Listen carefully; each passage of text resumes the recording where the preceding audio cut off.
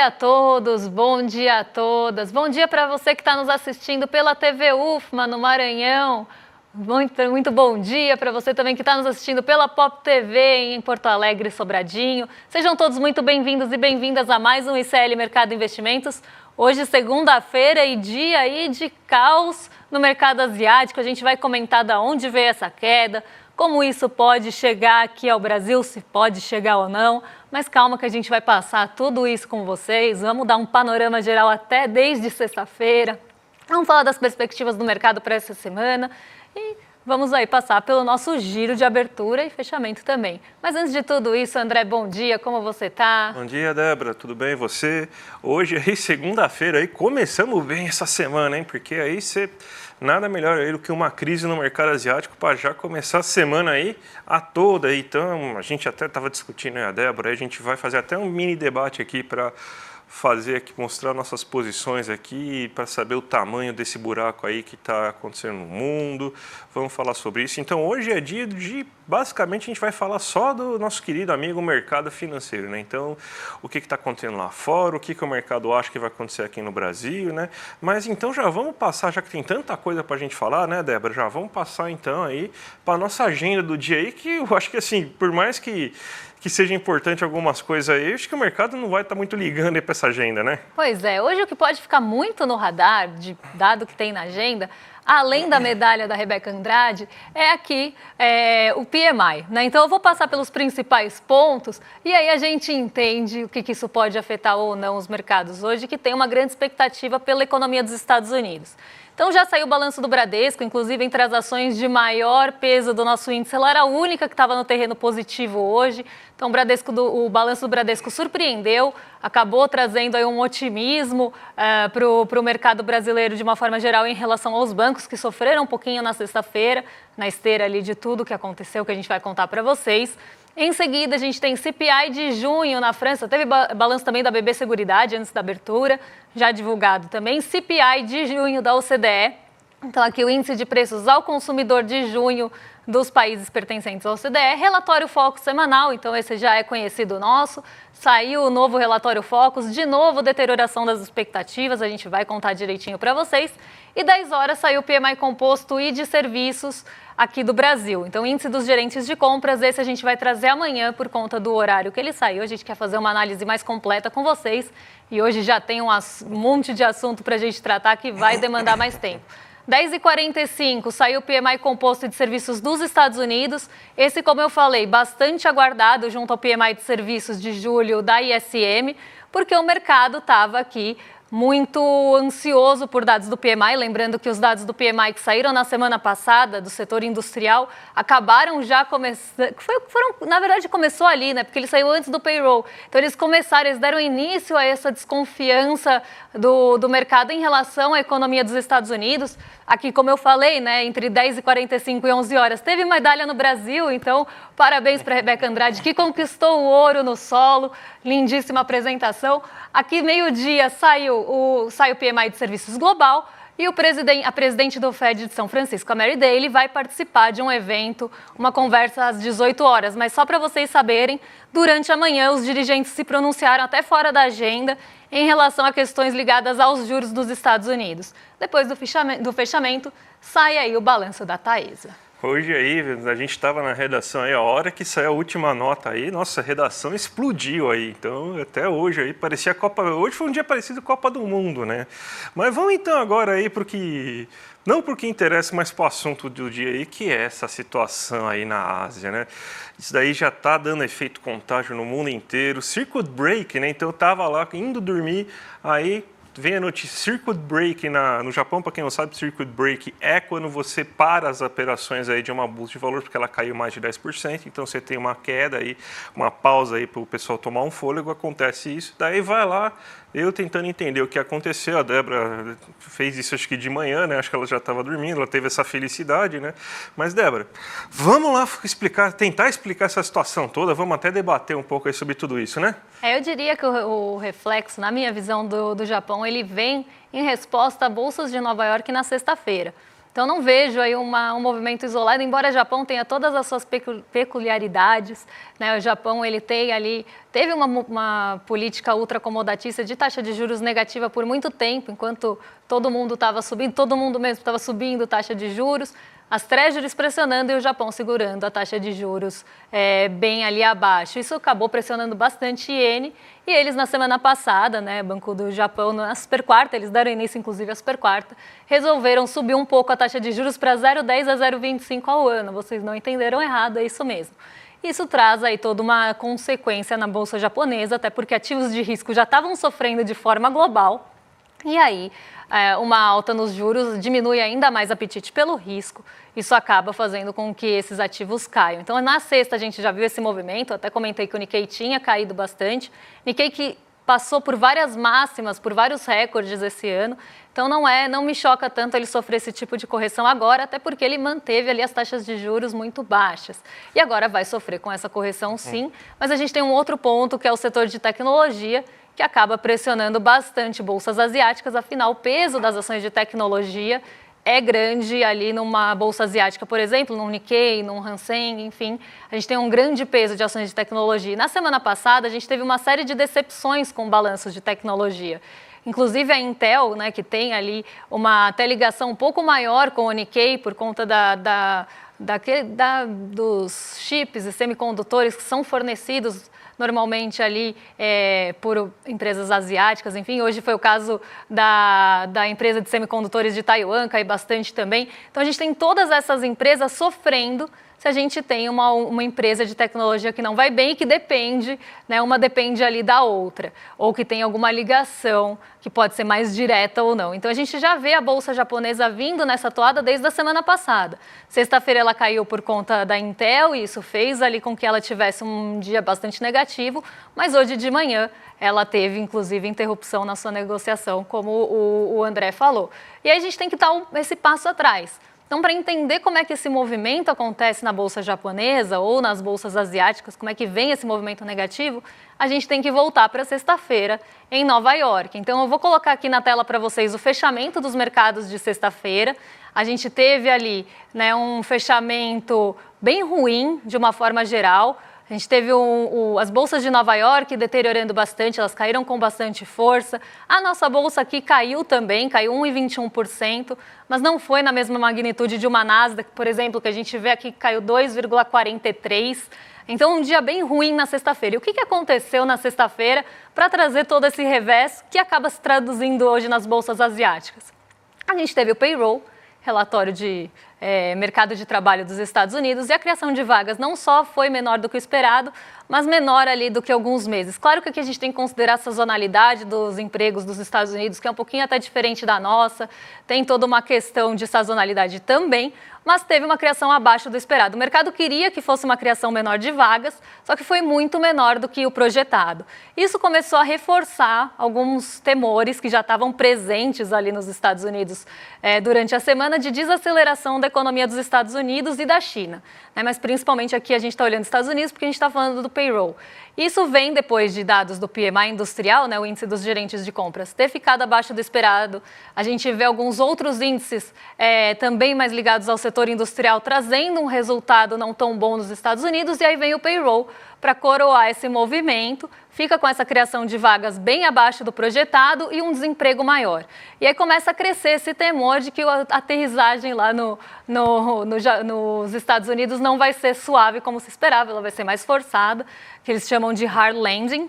Então vai ser uma queda na economia muito mais drástica, mais dura do que se esperava, e começa a crescer esse temor, né? Então a gente começa a ver isso na semana, isso cresce ainda mais na sexta-feira, e aí a gente tem esse medo generalizado que a economia pode inclusive entrar em recessão. E o mercado começa a trabalhar em cima disso e se posicionar também para passar por um pior cenário.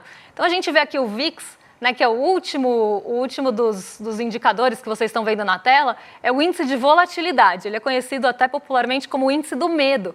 Quando ele sobe muito, é porque a gente tem um temor muito grande, né? A gente viu o VIX subir muito, por exemplo, na pandemia, a gente vai ver ele hoje de novo, porque esse aqui é o fechamento da sexta, mas eu vou trazer o atualizado para vocês.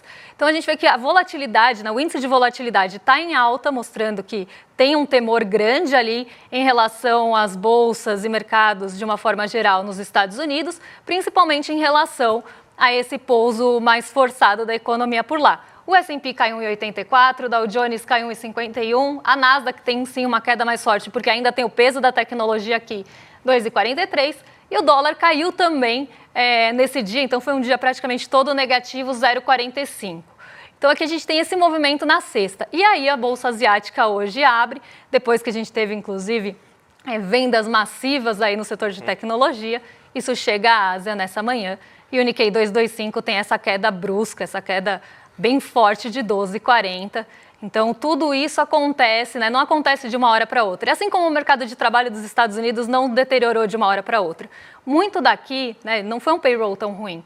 Tem uma tendência, não é uma coisa que acontece de uma hora para outra. E muito disso vem de expectativas e projeções do mercado de um cenário muito pessimista e já uma proteção em relação a isso. O que a gente tem que pensar é que isso pode causar ali quase uma expectativa autorrealizável, mas aí eu já explico para vocês. Vou dar espaço aí para o André que também colocar as suas pontuações em relação ao tema.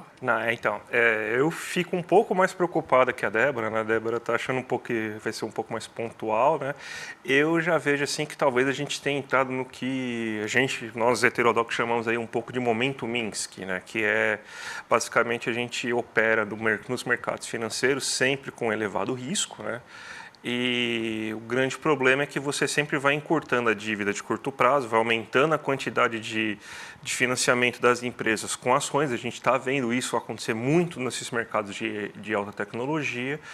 E quando você vê aí, você não consegue honrar seus compromissos, né? Por exemplo, a NVIDIA já falou de atrasos em entregas, a gente tem aí a Tesla mostrando resultados cada vez piores, a Alphabet, que é do Google, também mostrando resultados cada vez piores, a Intel também com problemas essa semana. Então, eu acho que pode ter sido criada aí, né, pelo menos aí desde o começo desse ano, aí, por causa desse furor muito grande que a gente está tendo com essa questão da inteligência artificial, né?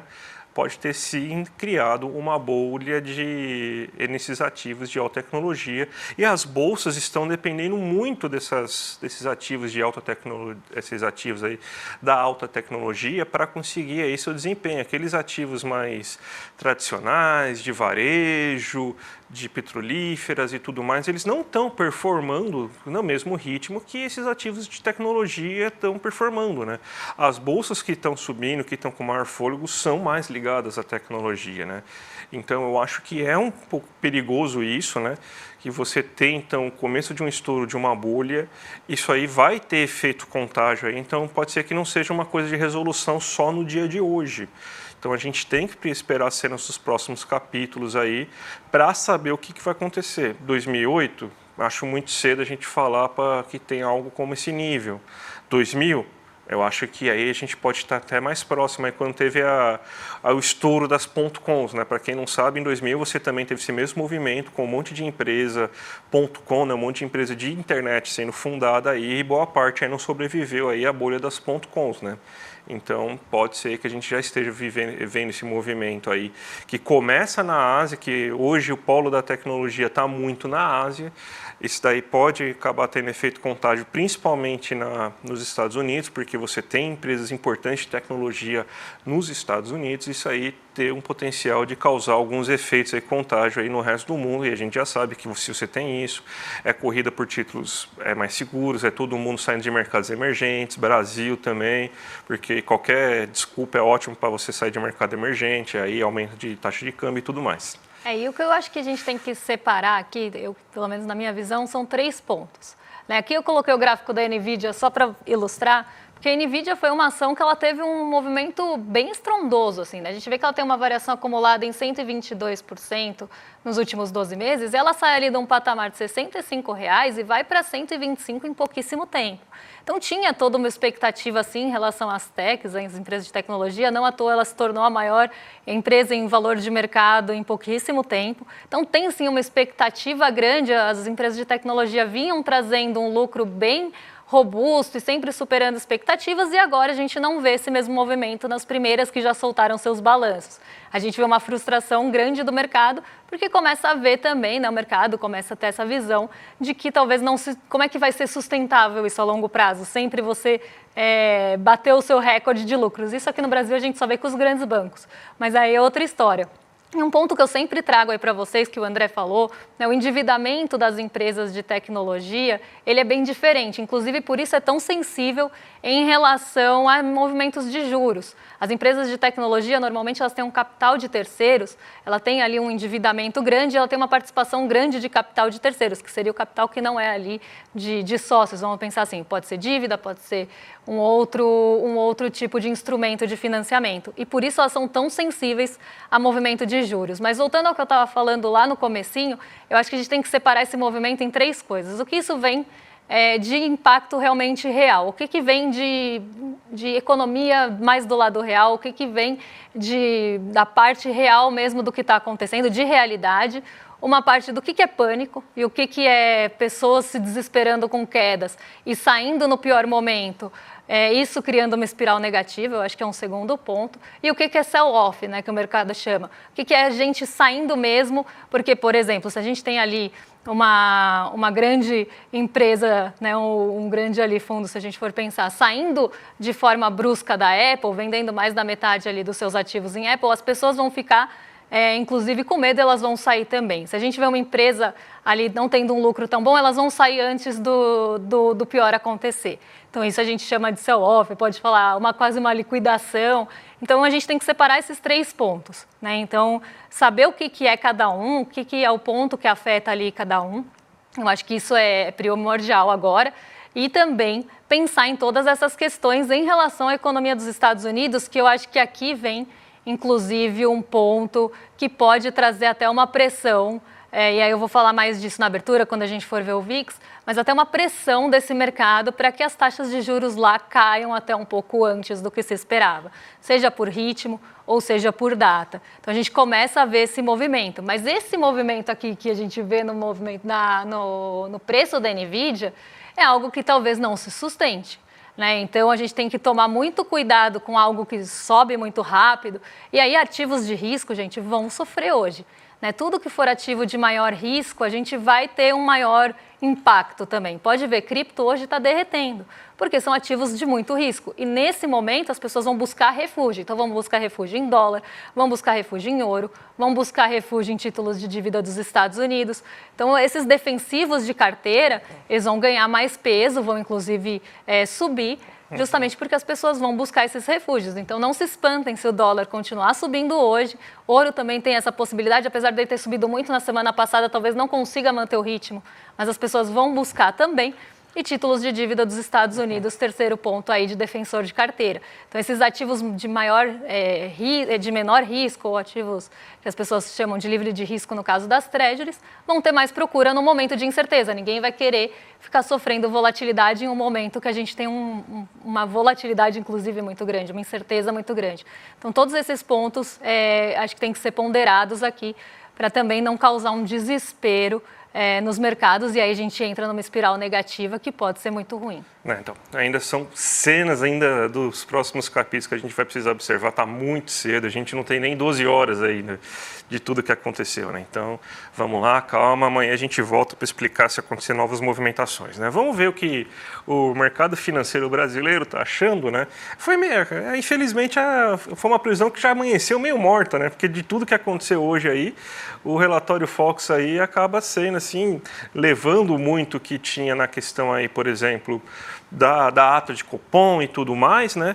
Mas depois de tudo isso que aconteceu, o mercado com certeza vai começar a rever aí suas posições, né? Então, são coisas que a gente tem que olhar com bastante cuidado. Mas vamos dar uma passada aqui para ver e explicar justamente o que o mercado financeiro estava querendo dizer aí quando fez essas projeções agora nessa manhã, né? Porque até a gente preparou a arte aqui para os nossos telespectadores aqui observarem aqui o que o mercado financeiro estava achando, né? Então, ele volta a aumentar as pressões aí do IPCA, né? Então, a ata, mesmo com o Banco Central, o Copom, falando que, pelo menos no comunicado inicial, a ata vai sair hoje, né? Pode ser que a ata tenha algumas mudanças até depois da chiadeira que aconteceu com o mercado financeiro. A gente tem aí que você tem um aumento aí das previsões de IPCA, o que forçaria, né? E a gente já está começando a ver, por exemplo, aqui na Selic, para o ano que vem a Selic já está aumentando. Então, esse movimento aqui de aumento das previsões do IPCA, mesmo com os índices sendo melhores do que eles estavam sendo imaginados, né? A gente acabou de ver um IPCA 15 aí, com bons resultados aí, a gente vê o IGPM também saindo com uma deflação de alimentos. Então, e mesmo assim, o mercado vai começar a pressionar aqui. Semana que vem, não duvide que pode ser que você comece a ter um aumento aí da Selic prevista para esse ano. Então, isso é muito possível que aconteça isso, que a gente comece a ver o mercado pressionando por aumento na Selic. Ainda mais que a gente sabe, né? Um banco central normal, quando você começa a ter movimentos como o que aconteceu hoje, né? Ele provavelmente ia começar a pensar em reduzir Selic para evitar que esses efeitos da economia no mercado financeiro respinguem na economia global. Mas a gente sabe que é Roberto Campos Neto, né? Qualquer coisa é fonte inflacionária, né? Então a chance de você se utilizar isso, que nem o Meirelles, né? O Meirelles fez isso em 2008, é importante lembrar. Quando você teve os primeiros sinais da crise de 2008, o que o Meirelles fez? Aumentou a taxa Selic. Quase foi demitido daí depois que ele foi lá e baixou, mas a gente tem esse péssimo gosto aqui de quando você tem crise econômica, você vai lá e aumenta a Selic aí para evitar a fonte inflacionária. É meio maluco, né? O Banco Central aqui é meio maluco. Mas a gente também tem aumento do câmbio, né? E a gente tem aumento aí do PIB esperado para esse ano, ou seja, a leitura do mercado antes dessa segunda-feira era: vai ter maior pressão inflacionária, o governo está gastando muito, a gente vai crescer mais do que era esperado, então a gente vai precisar de maior controle aí da política monetária aí nesse momento. E também tem o termômetro da Bolsa, que também não vai valer para nada, né, Débora? Vamos falar a verdade, mas vamos mostrar, né? Exatamente. E aqui um ponto até que antes de passar pelo termômetro, que eu queria falar, é algo que a gente vem falando faz tempo já, para quem assiste a gente em relação à Selic. A gente tem visto uma pressão muito forte vinda dos juros futuros, né? Então essa pressão está aparecendo faz muito tempo. E não mudou, eu acho, ainda no Focus, porque o mercado financeiro também tem uma coisa de tentar cravar o Focus, tentar acertar o Focus. Então, o Focus vai mudar se a gente tiver alguma sinalização de fato que pode ter algum aumento de Selic nesse ano. O Banco Central deixou essa possibilidade muito aberta na última reunião. Mas essa semana tem ata do Copom. Então, isso pode trazer, inclusive, alguma mudança, e tem IPCA também. E aí a gente vê realmente o mercado, ele está pressionando ali no IPCA, né, pode começar, inclusive, a pressionar com o dólar, e aí um dólar mais alto causaria ali uma inflação, e aí para assim justificar uma alta de Selic. Mas não me espantaria nada uma alta de Selic aqui, visto o que a gente está realmente observando nas taxas de juros futuras, porque são vários vencimentos, e elas não param de subir.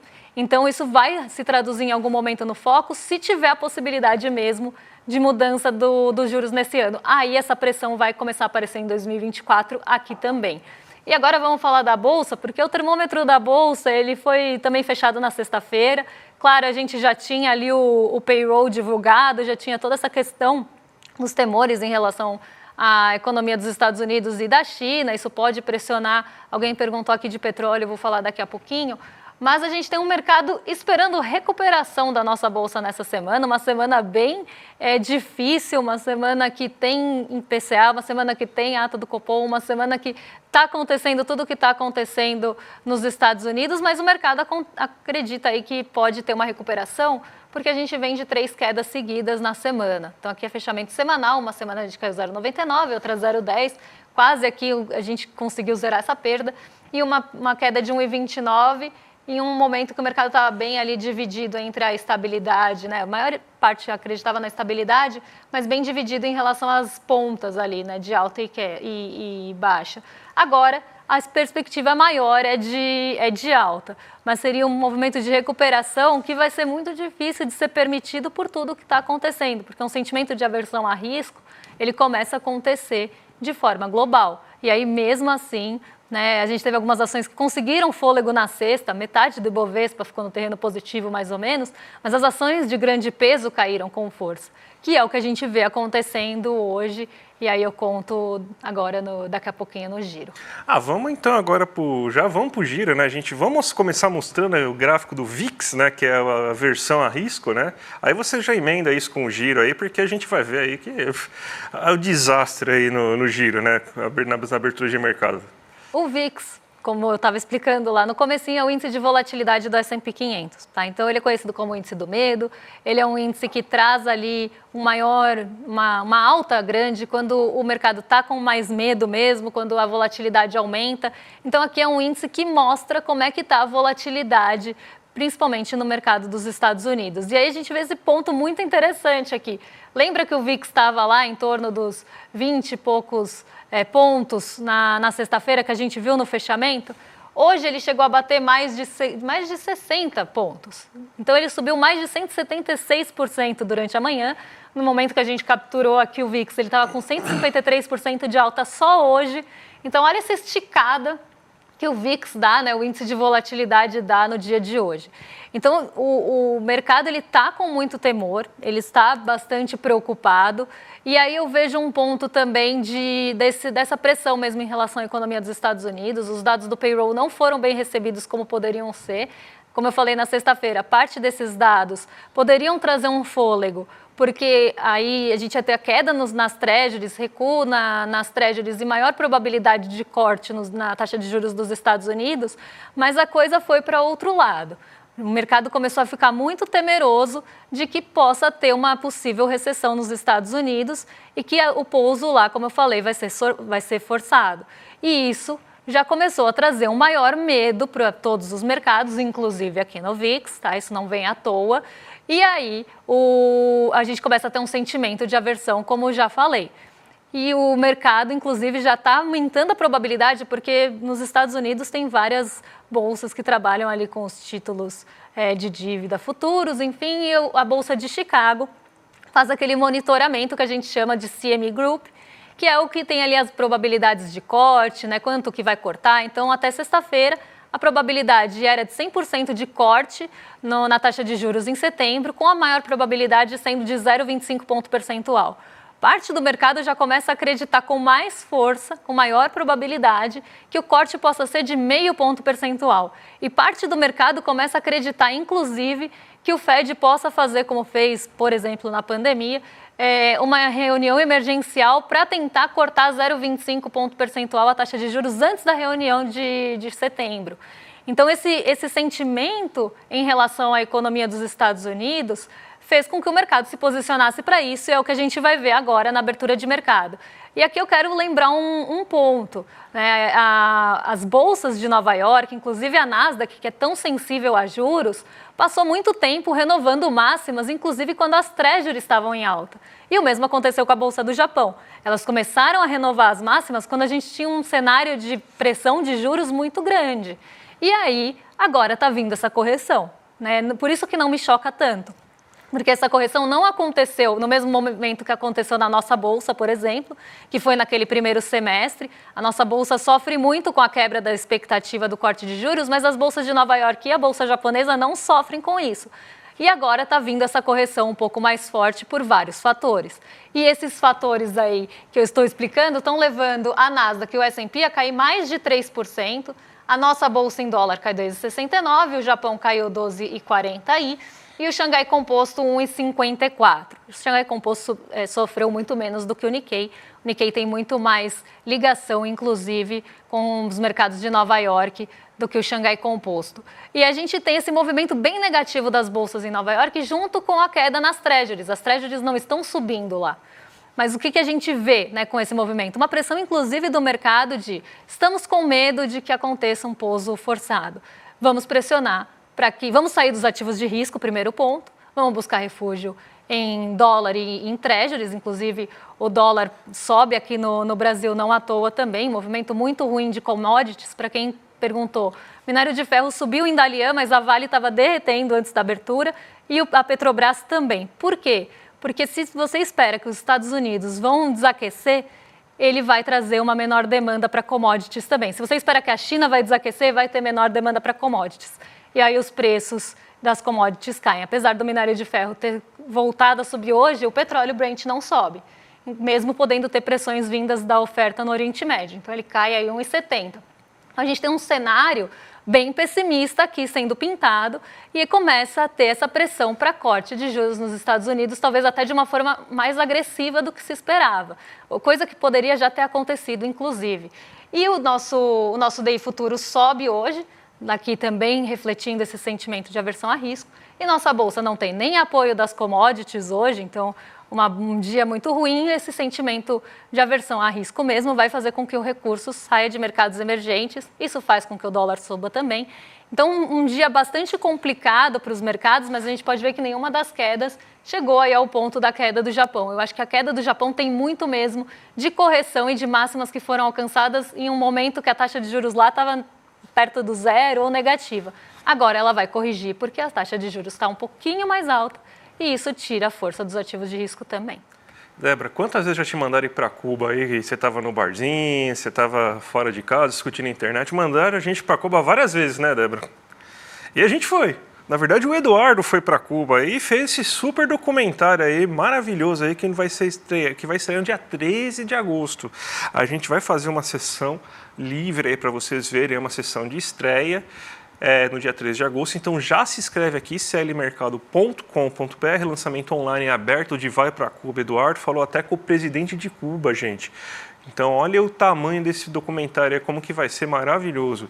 E lembrando, vai ser somente esse dia. Dessa vez a gente sempre fala, mas não vai ter replay. Então só tem essa oportunidade para ver, gente. Então já clica aqui, se inscreve aí, que vai valer bem a pena. Com certeza vai ser aí imperdível.